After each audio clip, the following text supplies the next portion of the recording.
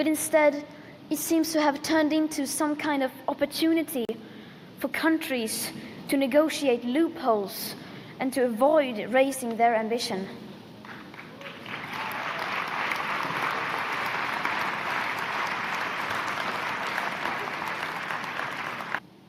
And please note that these figures are global and therefore do not say anything about the aspect of equity, which is absolutely essential to make the Paris Agreement work on a global scale.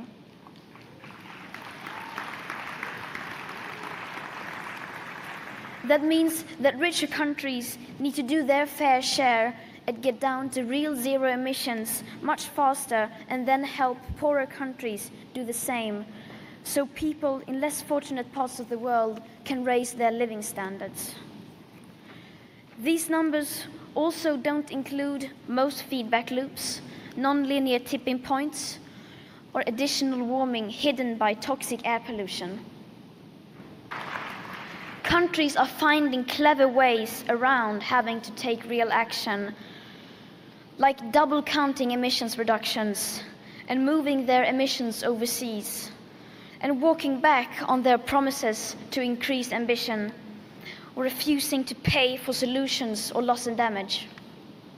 This has to stop.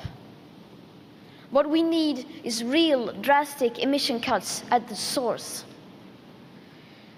But of course, just reducing emissions is not enough. Our greenhouse gas emissions has to stop. To stay below 1.5 degrees, we need to keep the carbon in the ground. Only setting up distant dates and saying things which give the impression of that action is underway will most likely do more harm than good, because the changes required are still nowhere in sight.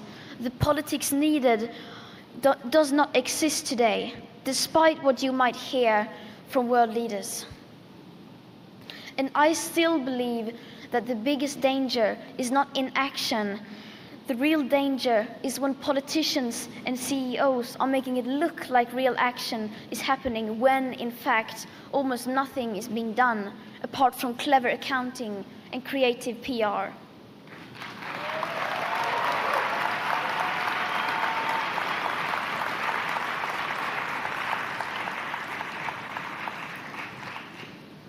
I have been fortunate enough to be able to travel around the world. And my experience is that the lack of awareness is the same everywhere, not the least amongst those elected to lead us. There is no sense of urgency whatsoever. Our leaders are not behaving as if we were in an emergency. In an emergency, you change your behavior. If there is a child standing in the middle of the road and cars are coming at full speed, you don't look away because it's too uncomfortable. You immediately run out and rescue that child. And without that sense of urgency, how can we, the people, understand that we are facing a real crisis? And if the people are not fully aware of what is going on, then they will not put pressure on the people in power to act. And without pressure from the people, our leaders can get away with basically not doing anything, which is where we are now. And around it goes. In just 3 weeks, we will enter a new decade. A decade that will define our future. Right now, we are desperate for any sign of hope. Well, I'm telling you, there is hope. I have seen it. But it does not come from the governments or corporations. It comes from the people. The people who have been unaware but are now starting to wake up. And once we become aware, we change. People can change. People are ready for change. And that is the hope, because we have democracy.